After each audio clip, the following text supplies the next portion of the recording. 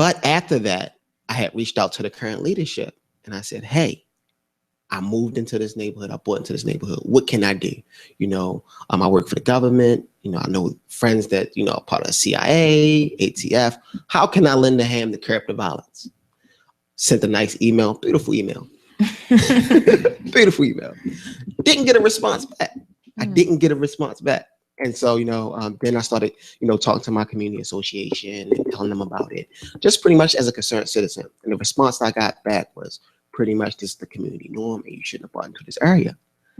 So and that's how I felt. I was like, what's going on? I bought into this neighborhood, And from there, I just was like, you know what? At that point, I had to tell myself, are you living in this community or are you just existing? So I started to actually live. And, got involved with other community associations and other people that felt the same way as me. And from there, I reached out to the current incumbent. I said, you know what? I'm running with the community to get rid of you. We need new leadership. And I sat down and had a meeting with him. I wouldn't say I'm not a cocky dude, but I say what's on my mind. I was always told, I'm come from a family of 13. So, I was always. So that's why he was so far from you yesterday. I was always told to, definitely wait my turn, but also, say how you feel and stand on your word. So, that's basically where I stood at. And I told him that, and we shook hands on it. We're both alumni from Amerivo. So, it was just one of those things where as though you see the blue and yellow, he has blue and yellow. It was just one of those Amerivo things. And he understood. And now it's election time, so it's go time. And I've been pounding the pavement. I've knocked on 31,000 doors. I'm in it. This is not something that I'm playing with. You can't play with people's lives. I really believe in being transparent and accountable. And we already know that we're up against a machine, and a machine is going to do just that. Tell you what you want to hear, and that's it. And, we're really taught, people in the second district are really taught of dealing with leaders that are a bunch of smoke and mirrors. Just is what it is. So, I found it very interesting that after that situation had happened with your daughter, that you didn't just, even though I know the process of buying, into, buy a home, that you didn't say, I got to move my family out this neighborhood. Like, I'm going to tell you one thing that's funny, and I sit down with a lot of executives all the time. And I sit down, I spend a lot of time. I've been traveling, doing all that type of stuff. I couldn't move. I'm not one of those people that, I'm not stuck in the situation. I'm not held back by anything. I choose to be here. And I'm not choosing to be here because I'm running for a seat or, because I feel it's old to me or something like that. I'm running because I actually like my city. I'm staying because I like my city. I like my area. I would like to see it improve, but I really love my area. I really love my city in general. And I don't get me wrong, I've thought about it. I've sat long and hard talks like, hey, I can get up out of here. First down smoking, property taxes high, water bill high, I can go. But I held firm on it, and it's a lot of great things about the second district. There's a lot of great things about Baltimore. There's a lot of culture in the second district. A lot of people don't realize. It's a very mixed, diverse of people. We have a lot of parks. We have a lot of green space, and it's some good things happening in the second district. And you just need to keep it. And I agree with what you said about the pockets of violence and stuff that goes on, because like literally, like I said, I've been on my street for 13 years. I can probably count on one hand the amount of times that the police have been on my street, and I'll have some fingers left over, literally. But if you go to the bottom of my street and make a left-hand turn and go down 2 blocks, it's constant. You know what I mean? Like, I do believe that for the most part, my street, my block, and the block up from me are probably predominantly homeowners that have been there forever. I have one little white lady that lives on my block that's been there for 47 years. Didn't remember. She says she's been there so long that she can't even remember when the first black moved on the block, literally. And her husband passed away a few years ago, and she was like, I'm not going anywhere. I paid for this house, and such and such. And we take care of her. We make sure that she's good, grass cut, snow shoveled, all of that stuff. You know, we check on it and everything. But you can literally see the difference in those pockets, like from block to block. Yes. And I think that that's just crazy. I mean, I agree with you. You know, it's been like that for a while. Actually, it's all across Baltimore. You know, you go to these different neighborhoods and you see these different pockets within the district that, you know, the different violence is occurring. I think that when we really look at the violence and the things that are occurring in our neighborhood, it's honestly just a lack of unity in regards to the neighbors. You know, if you see something, say something. Just for instance, on my block, we don't have a lot of things going on, but 2 streets over, Nicholas and Shelton, it's like Chirac. It's like really crazy. Like, you know, it's really crazy. So, you know, what I tell people when people walk through my block, I say, hey, keep your lights on. You know, hey, check your doors.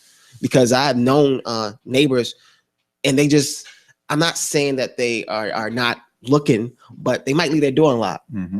You got to remember that you're in Baltimore City. So you leave your car door unlocked, you're asking for it. I tell my wife and my son that all the time. Yeah. At one point you could have do that. I remember when, because my grandmother, she lives on Lindale, and that's not too far. That's right around the corner from us. I can remember when I was 10 and 15, I was born and raised on Preston Street, Preston and Greenmount. Right, Preston and Greenmount. So every summer, my mom would take me up there. She would, you know, drop me off, and I would go to the Power Center. Well, for the longest time, when she dropped me off, I always thought it was the county. I always thought that area was like Baltimore County. And when I went to the Power Center, I just was like, wow, I'm in the county. I'm good. I walk the streets. I'm good. Right. So, you know, but now I'll be honest with you. You go down there now, and honestly, we're no different than Preston and Greenmount. And I'm not taking anything away from them, but I'm just saying, you know, our homeowners and our residents, our constituents are just suffering.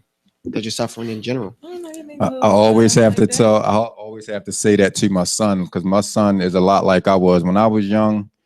I would pretty much go anywhere in the city by myself and wouldn't have no fears of nothing jumping off. I knew I was smart enough to not go like in the vicinity of Murphy homes and stuff like that, because that's automatic. You know what I'm saying? But as far as the surrounding areas of the city, I was comfortable going everywhere.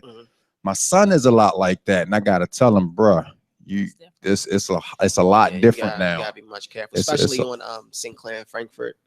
You gotta be careful down there in Sinclair and Frankfurt. Within a 6-month span, we had 4 murders up there. And last week we just had a murder. A shooting. A guy got shot up not too far. Actually, not too far from my house. My first apartment was over on Sinclair. And my daughter got jumped down there a couple years ago. Another problem is that we have a lot of green space. So at nighttime, you know, it's so much green space that you don't know who's who. Right. You know, you got people coming out. You got people coming out the creek. You got Heron Creek over there. We had some people at one point in time that was homeless that was living in there. So you just have a lot of little dynamics of the second district that's going on at one time.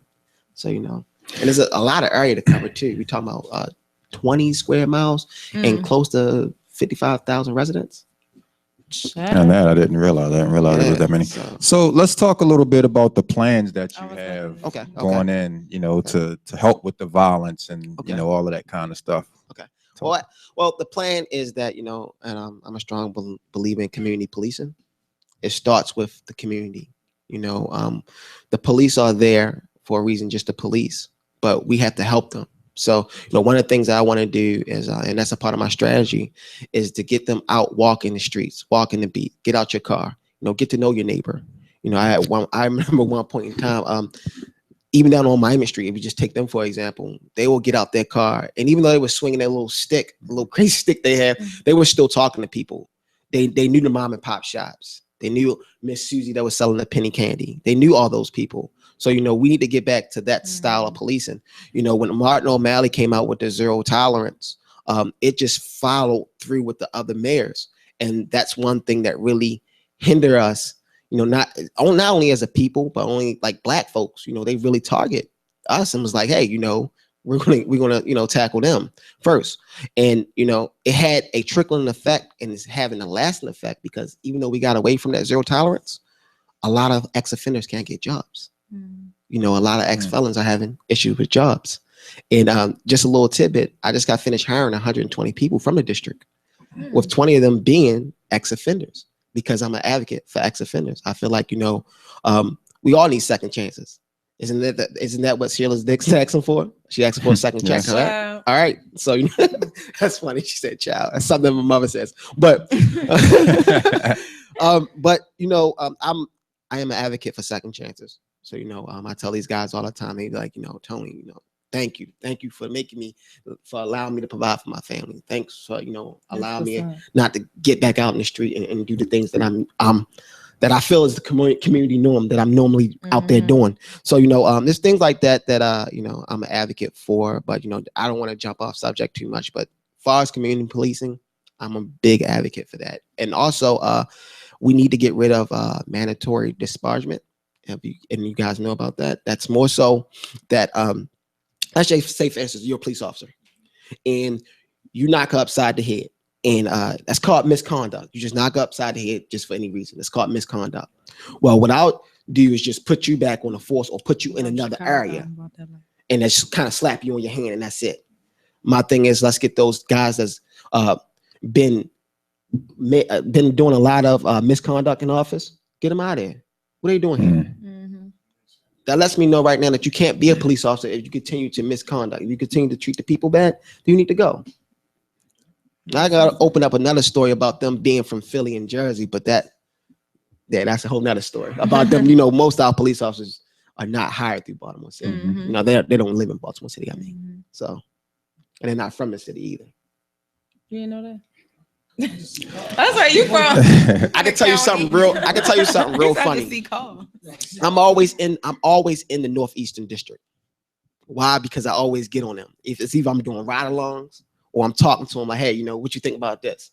I'm at a meeting and one of the police officers get up and he said, Tony, I like you. You're a great guy. I had an issue that came up, right? I said, what you mean? He said, I was trying to get to this call and my navigation stopped working in my car. A red flag. Yeah, a red flag just pointed up. Boom. Why did you need navigation? Exactly. You should know every street. I know all my zip codes. I know if somebody comes to the poll and some of them don't know their district, they drop a street. Oh, that's my district. Like clockwork. So you telling me we pay you X amount of dollars for far as overtime that y'all can't even hire anyone else because you guys are sucking up the overtime. That you don't know your streets. That's a good point. And then if something was to happen to you, say if you were to get shot or anything stabbed, you want them to get to you as quick as possible. You telling me you stuck in a dead end? You stuck in the alley because your navy got you going somewhere crazy and your mind got you going somewhere crazy. Yeah. I think a lot of them right now are using their iPhones. They call Siri. I didn't even think about it. You don't know where you're going. Now, yesterday, I told you that when I was on my way to the poll, you were the last person that I talked to. And the one comment that you made that made me actually go in and vote for you was when you got to talking about the incumbent and his situation with his involvement with the 300 men and how he spends so much time in other areas of the city that he's not really putting in the time in the second district. Are you explain that comment to me?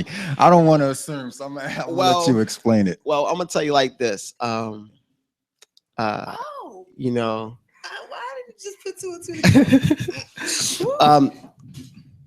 I have always talked from the heart, and I always been transparent. So when I told you that, it just was a point of me speaking from the heart and me being transparent. We know what goes on, and we know what doesn't go on.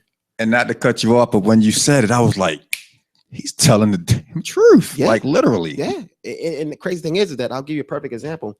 We just had 4 murders on one area, one same spot, Sinclair and Frankfurt. And it's a place called, the Hub. The Hub has yet to be shut down. That same little quote unquote sports bar in that shopping center. I'll tell you why. Because they have put money in the incumbents, my opponent's campaign. So they consider a special interest. So you'll stay. But had he not done that, then he would be moved. So that's all about smoke and mirrors. But back to what you were saying, your comment, No, the 300 men haven't been up there. No, they have not marched up Belair Road. Maybe Belair and Urban, but they haven't took that long stretch up Belair Road. And you know what I'm talking about. No, they've gone from Frankfurt to the golf course. And that's it. And back. Exactly. Yeah. So, you know, and it takes more than just marching. Definitely. You have to give these kids, not only kids you have out there, but you have adults out there. You have to give them jobs. You have to give them opportunities. You have to rebuild our small businesses. Baltimore was built on the back of small businesses. H&S Bakery, a small business. Started out a small business. Now it's a huge company, and they still invest into the city. Under Armour, small business. Then they grew. So that tells you right there. And I'm telling you, I'm talking about modern businesses. You know, I can go back digging in the catalog about other businesses that were small and start off big, and they took the city with them. So, you know, you have to cater to those that need help. And right now, the current leadership that we have has done nothing but short of being a citywide council person. And we don't need that. If you assign a District 2, focus on District 2. Don't try. I don't want to see you trying to be a deputy mayor. I don't want to see you trying to be something that you're not. We pay you to be a council person for the 2nd district. I need you to show up. I'm tired of driving from 895 up Moravia Road, and it's potholes, literally potholes in the street. Tearing my car. Buy that McDonald's. I already got me a new alarm. It's just certain little issues that I'm like, you know, show up, dude. Like, show up. Even when we had the snow, you sitting on, you all on social media. Oh, I got you. Come on with the smoke and mirrors, man.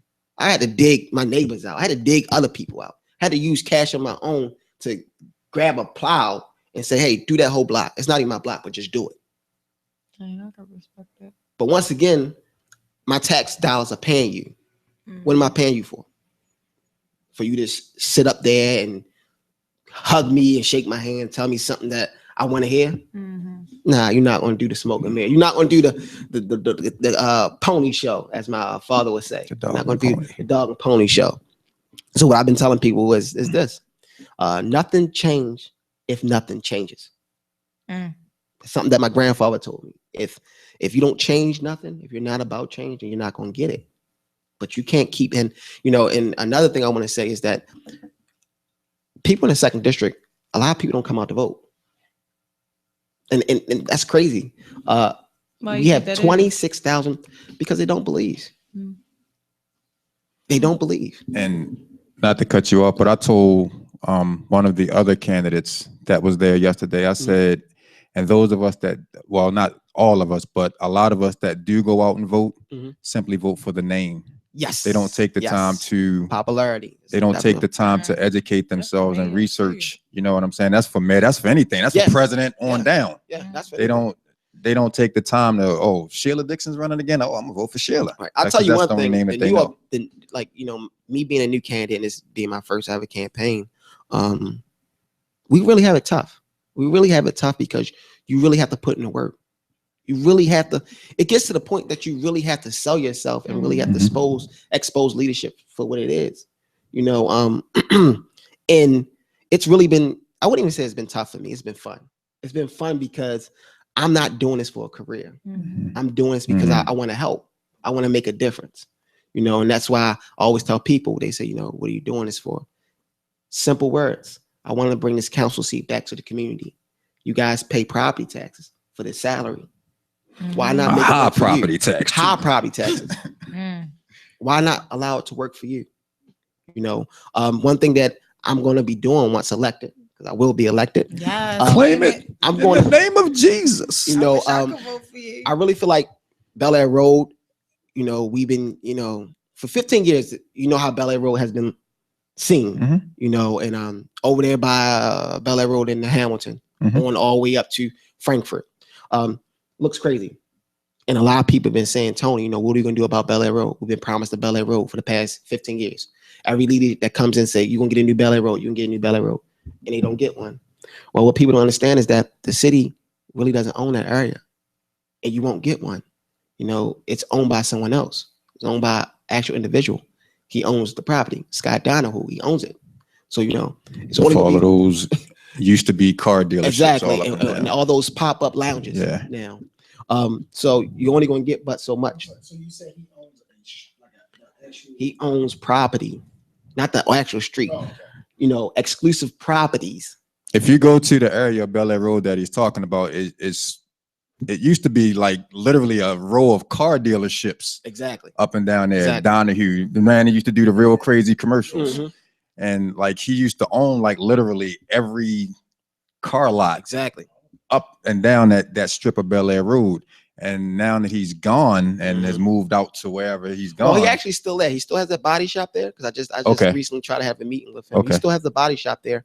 But what it looks like, Yeah. you know how we got vacant houses everywhere? Right. Just imagine vacant car lots Right. everywhere. Just like mom and pop car lots just popping up. And you know, they pop up every other month once someone goes out of business. Like selling you a used one of those spots that's like, we'll give you a Mercedes for $29 down and $140 a month, but your joint be like just be paying till you 80. Just to key on one of the things that I'm very interested in, like I said before, I'm interested in small business. So what I've started is giving small businesses a fair chance. I have started giving out microloans, and I'm going to continue to do that once in city council, using my city council salary, 20% of it. I'm going to give back to small businesses. Wow. A microloan is that, you know, I'll give you a small loan that you don't have to pay no interest on. Only thing I ask is that you stay in the district for 5 years and that you prosper. If you don't prosper, you have to owe that money back. But after 5 years, that loan is forgiven. Because my job is to build the area up. And also I ask that you hire people within the district. My biggest thing is keeping the money within the district. Right now, you have places like Canton. They keep their money in the district, in their area for 30 days or more. Right now, our money stays in that district for less than a minute. If you go to any agent store, wherever you shop at within that district, it doesn't stay. It's always pushed out. So it's definitely food for thought. I'm trying to wake people up and say, hey, can't vote on popularity. You can't. That's been a problem. That's why I'm glad that we have new blood. I told you, and I've said this before, like I've talked to people, man, that literally want to gut City Hall out, from the mayor to the janitor. Literally. Yeah, you got literally, to. like you got to. Everybody gotta go. Yeah. So you swayed me yesterday, so you got my vote, man. And I just feel like I swayed them too, because she's like, you know, I wished I lived there. I know, I'm like, dang. Yeah, go getting up in there trying to vote for this man. Yeah. No, I like you. So I just hope that you're able to touch more people, especially the younger people, that's in our district, because our district is very young. Very young. Not only as far as the kids, but we have that mid 25, you know, that 25 to 30-year-old group of people that are constantly coming to our area. So there's definitely a possibility for a lot of change, but it's going to have to start at the top. It's going to have to start at the top, and also it's going to have to start with us just getting the communities together. You know, even when I'm just out there and I'm not campaigning, and I'm just saying like, hey, let's clean up our block. I'm not going to do it and say, hey, come on outside with me, come sweep, come clean the alleys with me. Because the thing about it is we continue to wait on the city, continue to wait, even though they supposed to do it. We pay property tax. They're supposed to do it, but if they don't do it, you'll be waiting all day. Waiting all. I'm talking about. I ain't even talking about days. I'm talking about months. Anytime you gotta call months ahead of time to get like bulk trash taken care of, that's telling you something right there. You gotta. It's hard to get a dumpster. And don't call 311. That's a joke. You know how they bring the big dumpster and just sit it on the block and let people come. Man, that's like you gotta damn near get your last child to get a dumpster. So you got barter. But you know what 311 was on point 4? I had my neighbor had a rooster, and they can't click for that. But when I needed something else that was more of an emergency situation, yeah, they have started that urban. This is urban farms. Yes, because they try to put one in the urban back farms. Of the house. And actually, just real quick on not too far from me, it's off of Moravia. They have a garden. They have a community garden, and that you can go there and you can plant stuff and do stuff like that. So that's really nice. Yeah, they've at one of the community association meetings, and this was last summer. Okay. They were putting together the proposal to put one in the big field behind Mount Pleasant. Okay. Which basically faces the back of our house. And I think that they were going to do it the open area at the top where Hamilton Avenue is. Like, so this one is on, do you know about the church transformation lane? Yeah. Mm-hmm. Okay. Pastor Biggers? Yeah. Guy's awesome. He has used he has dedicated some of his land for the community garden. Thing is that is actually being used by refugees right now. Okay. Because they love gardening. But it's being underutilized by the community because we have a lot of refugees in the 2nd district, what people don't know. So, I'm always encouraging people, go over there, plant something, go over there, pick up some fresh veggies, and make sure they keep the rodents and stuff out. But it's really fresh food. I got some lettuce from there. I got a couple other things. I think some tomatoes as well. That's been the biggest concern is the rodents. Yeah, the rodents. They don't want to. Yeah. And then we have like fox and raccoons and deer. I'll be honest with you. I'd rather see those than rats. Yeah, definitely. Allow me to see a possum. Definitely. At least make me feel like I'm somewhere. I mean, allow me to see a fox. I want to see a fox. Please. We got the. Do you see deer in your area? All the time. You can walk down. I mean, Heron Run Creek. That blew my mind. When you're coming down Sedonia Avenue, and you go across the little bridge where the apartments are. You can see them just sit this kind of great. There was one dead. And it was in the middle of the street last year when I was going to work. So we had to swerve over to get past the deer. Yeah. True story. When I came home, somebody had moved the deer over into the grass. The deer was lay on his back, feet straight up. And they were taking pictures with the deer, like posing, like jail poses next to the deer. Yo, I was done. I was done. Man. I said, God bless our people, man. Y'all go ahead. Yeah, you have a fun. People are just hilarious. Yeah, man. It was crazy. Yeah. But man, good luck to you. Thank you. And everything that you're doing. And Appreciate it. the good thing about it is if you don't happen to win, I know that you're going to continue working in the community. Oh, yeah, most definitely. This comes from the heart. It's not something that I'm not looking for a career out of this. I'm looking just to help the people, wake up, do something different. Vote different. Anything you can do for the 2nd district. Hey, claim it. Yeah, definitely. Let everybody know how they can reach you, how they can keep in touch with you. My website is votetonychristian.com. You can always check me out on Facebook. That's Tony Christian. I think it's 2016. Let me find it. I'm on Instagram. Vote for Tony Christian. Oh, he got it up there. That's funny. I'm looking at the picture. That lady gave me a tough time that day. But it was all good. But yeah, so I think that's about it. And if you want to email me, it's tony@votetonychristian.com. I'll get right back to you and answer any questions. But we all understand that at this current moment, our city, faces a lot of challenges. We're at a crossroad. We're just not only demanding more from our city government, but we are demanding more from our leadership. So let's step it up and let's vote smart and let's vote new leadership. Vote Christian because it's the right thing to do. Vote for Tony Christian